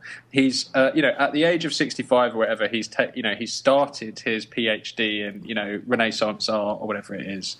He's a really fascinating bloke, and that was a fantastic link you sent me. It goes on for 2 hours, but I can't recommend enough that people have listened to it. Anyone who's listened to any of these podcasts or loves any Peter Weller movie, I would really give it a go, because I was really impressed with him, but most of all, the thing we both talked about afterwards was that we have both completely off, just off the back of performances gone. Isn't it weird his strange, 50s, beat speak that he does, where he calls out, he keeps on saying, the famous one for me was in that very 80s movie where he says, "Is this going to be some kind of feminist bebop?" Right. And I went bebop? What? And then it turns out that that's how he talks. Yeah. In real life. And he keeps on opening stories with "dig it." And that's how he opens. And he says cat and baby. He's like, so anyway, I was with this cat, and do you dig it, baby? And all this sort of stuff. Yeah. I mean, it's just a delight to see him. He's a very unique person, isn't he? Yeah, definitely. A very unique person. I'll probably put that video, I'll embed that video into the blog page when I put this episode up. But the other thing, did you notice his reference to Jimmy Woods several times? Yes. Yeah. I found out that I think I'm right in saying he either knows someone who was, or he was himself, a childhood friend of Jimmy Woods. I think they've known each other since they were teenagers. I'm not even kidding. Genius. This is the genius of this entire podcast season that we're doing. Because he talks throughout about Jimmy Woods as a measurement of fast talking, right. which is brilliant. He just says, this guy, he even talks faster than Jimmy Woods. He even gives Jimmy Woods a run for his money, and laughs about it. Yeah. This cat. He wouldn't say this guy. This cat. Yeah, this cat. Yeah, this bebop cat. Bebop cat. I'm surprised he wasn't wearing a beret actually and clicking his fingers. Yeah, but I love him starting story. He started nearly every story with "digging," and goes into story. He's a fantastic bloke. There is that whole Jimmy Woods connection again. I want Jimmy Woods on the Kevin Pollak show. That's what I want now. Jimmy Woods has to come on the Kevin Pollak show. Yeah, absolutely. Yeah. But yeah, so do you want to do Diggstown? Because I have to say, I've only made a few notes on it, and I apart from a lot of notes talking about how the music is shocking and Woods has hideous hideous shirts the whole way through. Yeah. No, I can't remember a great deal about it. I saw 50-50 weeks ago, and then I only saw Diggstown this last week, just gone. So, yeah, I can talk about Diggstown. I mean, to finish up, I know you're not as big a fan, so you wouldn't recommend it, but if you can get hold of 50-50 and you are a fan, like if words like Cannon Films and, you know, Norris and Van Damme and people like that, you know, get your heart thumping and get your goosebumps or whatever, and you're like, oh wow, I love those films. If you are a devotee of that, this is not, to my mind, a lesser work. This is one to be hunted down. If you're a fan of Weller's bebop lunacy and nickname calling, I found it very charming. And I think John's right. I mean, if you go in and watch it as a sort of A-team episode in Southeast Asia with a couple of random B-list actors, then it is. I thought I was going to be disappointed, and I felt like it delivered. So, if you can track it down, it's a hard one to track down. It's not online at the moment. I imagine because of the sort of end of canon rights issue snarl up, I would imagine. But the reason why it's not online. But I'll be interested to see if they mention it at all in the canon documentary. And weird that it's not listed at all on the sort of canon list of movies. So, what I read about is a weird one. It was a proper sort of, as I say, sort of sneezed out, last cough of various parties involved in canon. Yeah, shame that they didn't go on after this. Shame this wasn't the big hit it deserved to be. But yes, okay, so let's go on to Diggstown then. You know the difference between a hustler and a good con man? Hustler has to get out of town as quick as he can. But a good con man, he doesn't have to leave until he wants to. Hi. Evening. Two things we never joke about here in Diggstown, Mr. Kane. Our boxing and our betting. I never heard of no Honey Roy Palmer. Could take on any 10 of you in a day. Nobody can take 10 men. Any 10, any day. I'd bet 1,000 on it. But would you bet $2,000 on it? I got $10,000 against your 1,000. How's about your $100,000 against my 10,000? You're not serious. Roy's in, right? I mean, I haven't asked him yet. I know you're here to try and pitch me on something, but I'm off the con, man. I'm out complete. Forever. Huh? All right. What do you mean, all right? I mean, if you're not interested, you're not interested. Pick me up at 8. How old is this boy? 48. 10 men in 24 hours? He ain't gonna last 10 seconds. Now, you fighters, you do exactly what I say, you make $1,000. Emily, I need your help. Kind of information that can get you killed. Dear Lord, give us the strength to tear this man from limb to limb.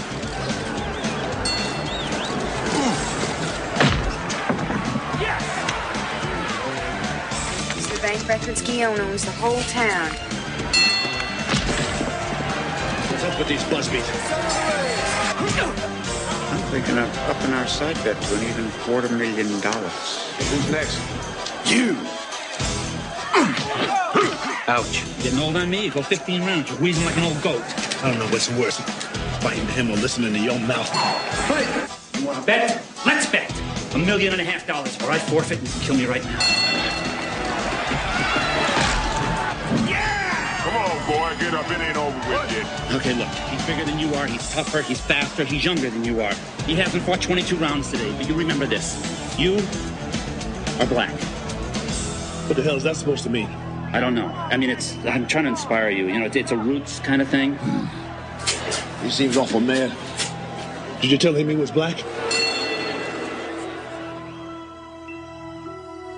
Diggstown, which stars, as we previously said, James Woods, Louis Gossett Jr., Bruce Dern, Oliver Platt, Heather Graham, and my personal favourite person of moustache-growing ability, Randall Tex Cobb, who appears at the beginning.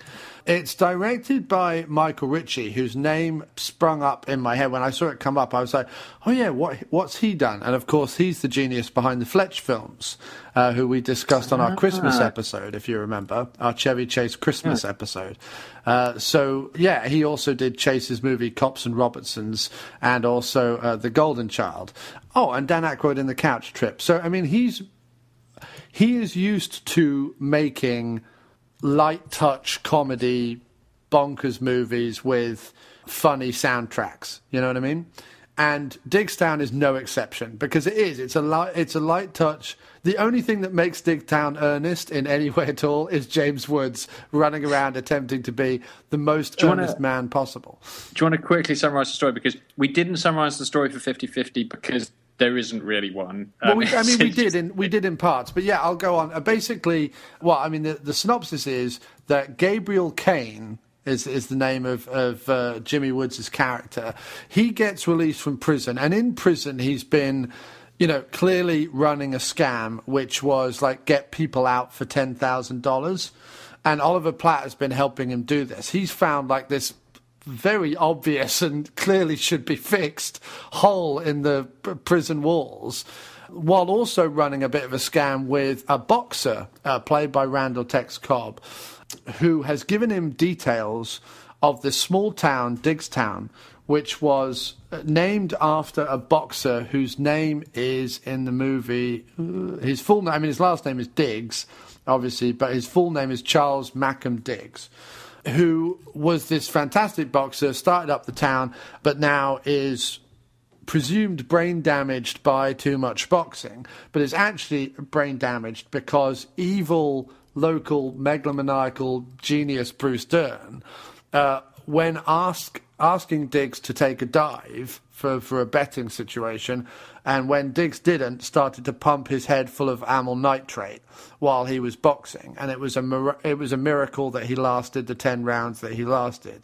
because basically he was being poisoned every time he took a nasal spray during this big fight. So anyway, Jimmy Woods hears about this town run by this ruthless person from Randall Tex Cobb, hears that there's a big thing that they can exploit, knows that he's got this old boxer who Woods owes a favour to because they were pulling this scam on another town and he pulled out at the last minute for whatever reason it's not really ever really gone into. Louis Gossett Jr., who plays Honey Roy Palmer, who is famous for his knockouts, who basically just has a fist that can floor you in an instant. And so Woods thinks he's got this sure thing going, and at the same time kind of has this big, like, moralistic justification on his back, because the guy he's going up against is a real evil son of a bitch. And so with Oliver Platt scamming the locals out of betting money for cards and dart throwing and God knows what else, using a pill that apparently doesn't make you drunk while quaffing huge amounts of beer, they establish themselves in the small town as strangers, as if Oliver Platt and Jimmy Woods have never met. Form an unlikely partnership and go up against Bruce Dern with this big thing that is, you can pit 10 Diggstown men. This is the key thing. It has to be a Diggstown man. 10 Diggstown men up against our boxer, Honey Roy Palmer, and he will win in a 24-hour period, 10 fights in 24 hours against 10 Diggstown men. And you see Dern and Woods do some kind of verbal and monetary sort of back and forth. They come together to determine the rules of the thing, at which point Dern has this kind of sly thing of, well, it has to be within this county. You can say a Diggstown man, but anyone who's within this certain county is considered a Diggstown man. Woods says it has to be within 24 hours. They go back and forth on the whole thing and they come together. And the last sort of bit of information is that Woods is getting all the money to finance this, in fact, up to $1.5 million he puts on the line for this, from a highly suspicious, not very nice mafia family.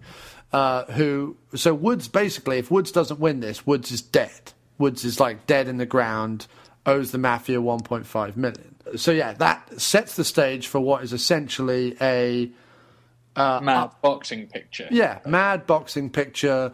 Jimmy Woods is the verbal... with a big hustle going on underneath, with Jimmy Woods as a hustler, and a man in enormous shorts who's well over the hill, 50-odd, doing 10 fights against various sort of redneck hillbillies. Right. That think it will be a walkover. And during the movie, Woods' camp do various things to the 10 fighters. They try and find out who the 10 fighters are, because Woods initially has one dude in on Dern's team, And they find him, like, beat up almost within an inch of his life, almost to death in their locker. So Dern finds out that this guy's on his side and has been given him the inside thing and like, basically cripples him.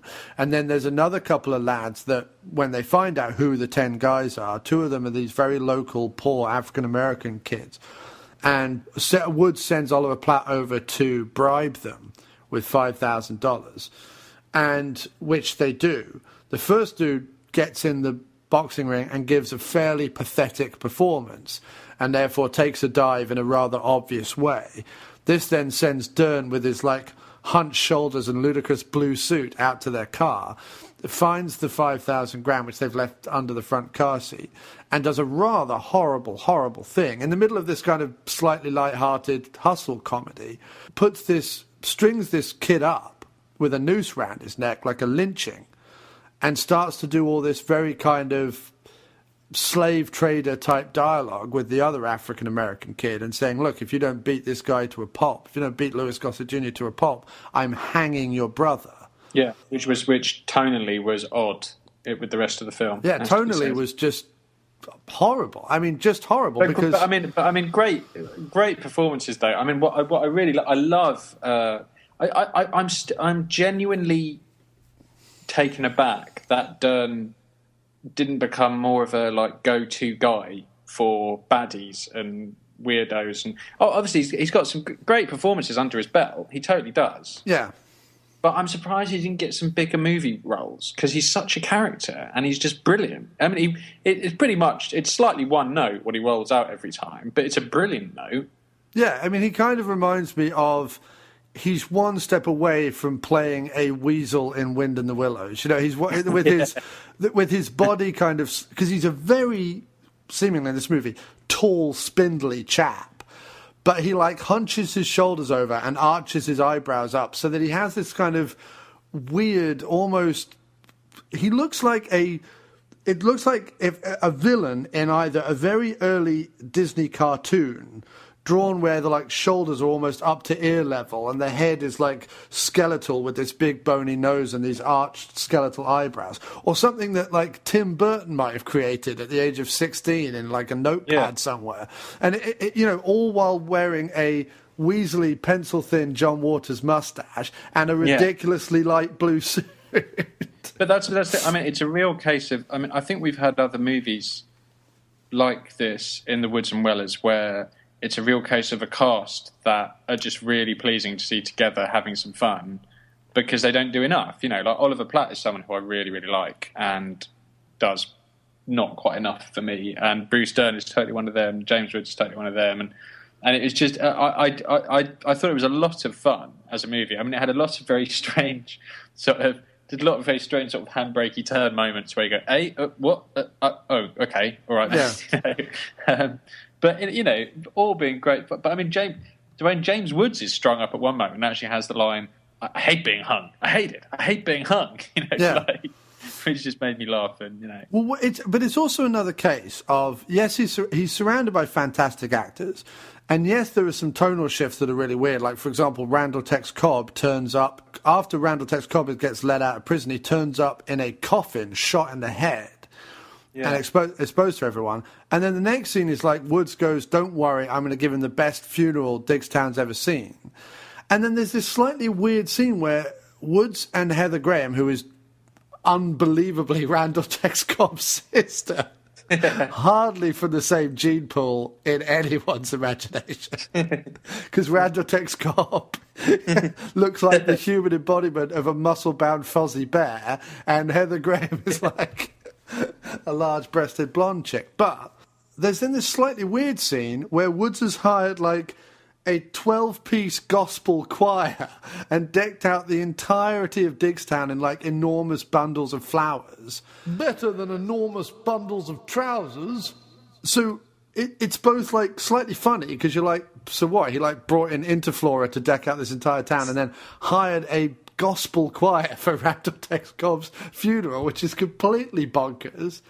But then it's a funeral for a character that we kind of fell for and also, like, at the beginning of the movie. So I remember that bit because I remember that bit going, now Heather Graham is going to think that Woods actually murdered her brother in prison, and this is all him, this is all part of some scam, and there's going to be a whole thing where Woods has to convince her that actually he's on the level.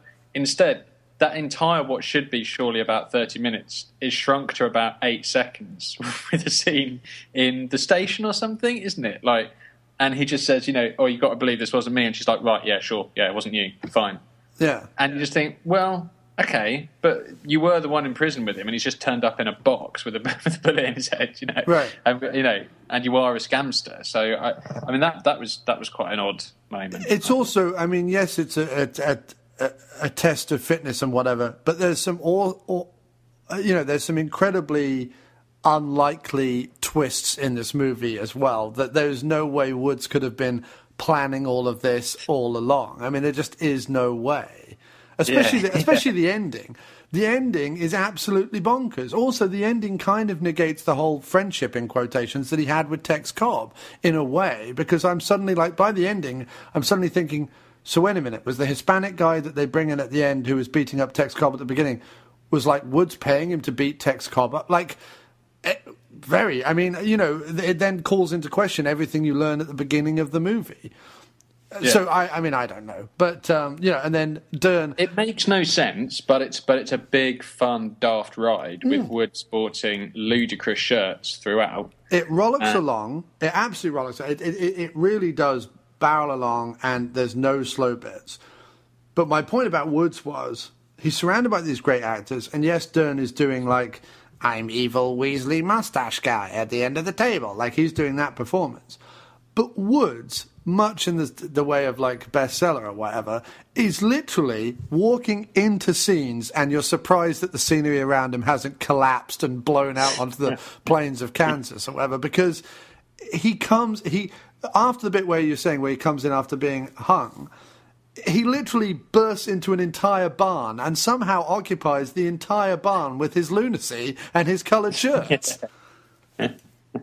And then the big speech he gives to Dern at his dining room table at the very before the end of the movie is unbelievably desk thumpingly, loud shirt wearingly.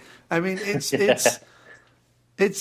incredible. But like you said, I've not seen a film yet, no matter how hokey and no matter how big and no matter what the supporting cast, that is able to contain Woods.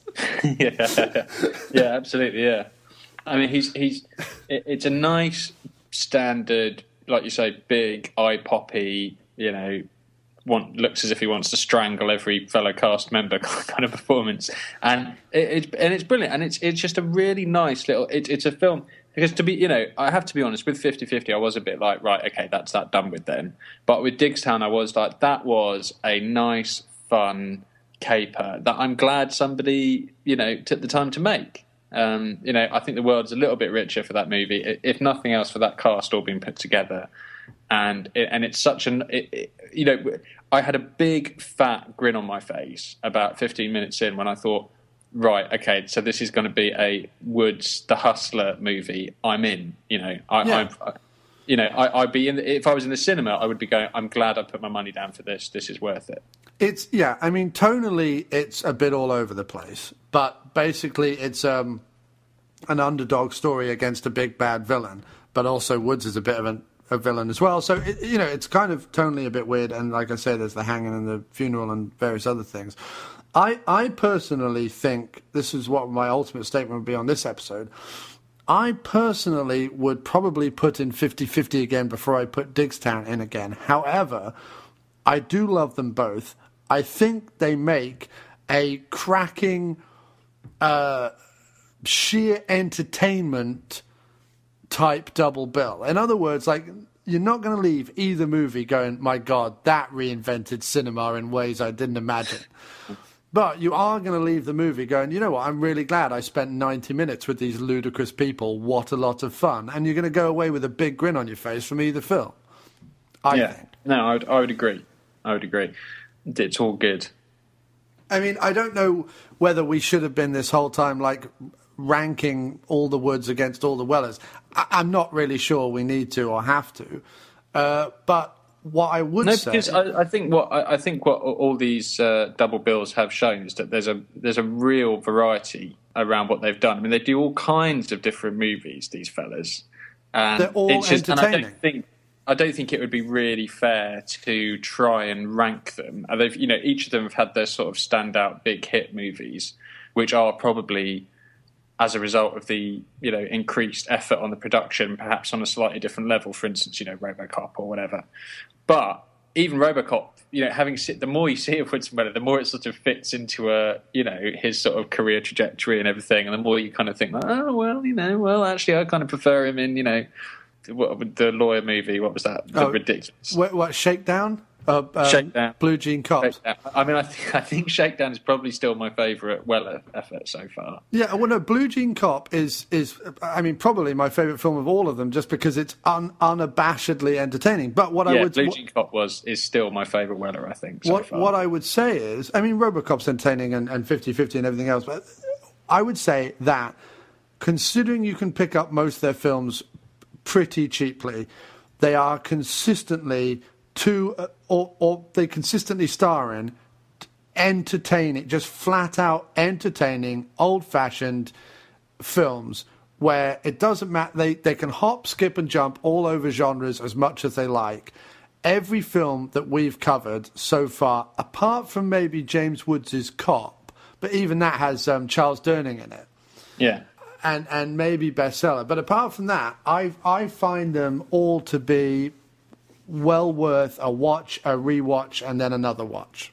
I just find them entertaining. Yeah, absolutely, yeah. And they're interesting careers as well, because I have been, we are coming towards the end of the Woods and Weller thing.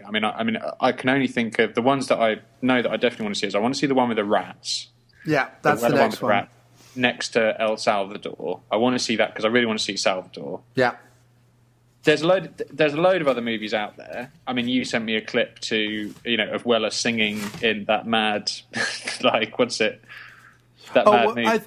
I think although everyone else has done it, because we did RoboCop, I would like to find something to pair up with. You're talking about the Buckaroo Banzai? Buckaroo Banzai. Okay. I would like to find something to pair up with that, because I would like to do 2 more of these. I really would, because they're so much fun to watch. We have, and the fact is, what we're you know what we're going to have to do. What? There's going to be 3 more. Why? There's going to be 3 more because whatever happens, I don't know, because you might actually start a huge fuss on this. I don't know. You may have a protest ready and waiting on this, but James Woods is in White House Down. We're going to have to see that, and we're going to have to cover it, because I think he's going to have an extremely good part in that. And then Peter Weller is coming up in Star Trek Into Darkness. So it might be a nice way to finish, to talk about, and these are what the lads are doing this year. I'll do that. Yeah. Okay, cool. Because I don't know if you've seen the trailer, but I like the look of Weller as in Starfleet. I just like the look of it. I think that whole movie looks terrible, but I think Weller is an interesting addition. That's what I think. And I think Weller's going to die and give a really bebop speech as he's half covered like a girder or whatever. He'll give a bebop speech to Kirk that everyone will be slightly confused by. So wait a minute, we've got Buckaroo Banzai was 1984, and then of Unknown Origin and Salvador is 1. Right, that's coming up next. Then, but for Buckaroo Banzai, what could we do with Buckaroo Banzai? Oh, you know what I did get hold of, dude? You know what we could cover that I did get hold of? I got hold of Badge of the Assassin. With him and Yaphet Kotto. Yeah, and that's from 1985. That's the year after Buckaroo Banzai. So do you want me to... okay, yeah. Okay, so Badge of the Assassin. It's a zip file. I'll send it over to you. Excellent. Love Yaphet. I'm not sure what the quality is because it was just duped off a VHS, but better than nothing. Because I bought the VHS, sent it to my buddy Mo, and he copied it for me. So Badge of the Assassin and Buckaroo Banzai. Yeah. And then we'll end it with White House Down and Star Trek 2. Yeah. All right.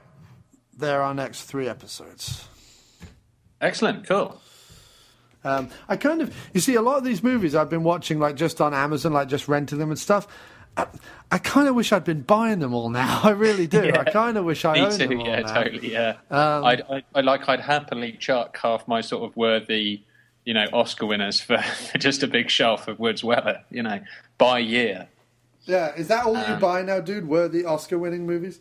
No. But because we've had to be because we're in such a small flat, I have to be very, very picky about what DVDs I actually hold on to. So we've only got one little basket of DVDs. Yeah, my DVDs have again overtaken the shelving units I'd bought for them. I'm glad to. Yeah, I mean, it is spiraling. It is becoming ridiculous. My DVD collection, Dory and I's DVD collection, has spiraled to unprecedented levels of lunacy. I mean, I'm not. That isn't even an exaggeration. I watched an Australian documentary the other day. I mentioned earlier, Not Quite Hollywood, exploitation movie, and I was like, "Yep, I want to see that one. I want to see that one. I want to see that one." So I immediately started sourcing them and buying them. So now I have a whole Ozploitation collection for no reason other than I watched a documentary about it. Like it. Well, yeah, do let me know about that Canon documentary as well, because it was well interesting to read about. Let me have a look. Canon. As like a part of Hollywood history, a sort of shabbier edge to Hollywood history that, would probably be well worth a watch, I think. I'm loving the Woods and Wellers, and especially the way these new connections come out. If they really were friends when they were kids, then we're just a pair of geniuses with the whole thing, to be honest. I think do you know what I've liked most about doing the series is every time we've come to do certainly the last 2 or 3 episodes, I've found more footage of Woods and Weller online, like Weller particularly, who I think was more unknown than Jimmy Woods. I found more of Weller's interview and personality and madness and backstory and all that than ever before. And I'm saying right now, Kevin Pollak, get Jimmy Woods on. How you haven't got Jimmy Woods in your 200 episode strong Pollak show, I don't know. Why isn't Woods on there? Make it happen, and then we can have the Weller Woods ultimate interviews. Absolutely, yeah. But thanks ever so much for being on the show again, dude. It's always been a pleasure, and I love this series too, and I think people have really, really been responding to it and really, really liking it. We've had some great comments about it. So thanks ever so much again, sir, and we will speak again soon. Cheers to you, man. Take care. James Woods and Peter Weller were your childhood friends, or did you skip through a meadow? And did your summers never end? Jimmy Woods and Peter Weller. And did you go down to the hop? Did you dance with some ladies? And did the fun never stop? Jim Woods and Pete Weller. Well, we can only speculate. Was there ever a weekend gentleman where you didn't have a date? James Woods and Peter Weller, teenagers together. Well, one's a real fast talker and the other's got a face like ham. Jimmy Woods and Peter Weller, those halcyon days. And did you drive a Chevy Roadster? Did you learn that crime never pays? James Woods and Peter Weller.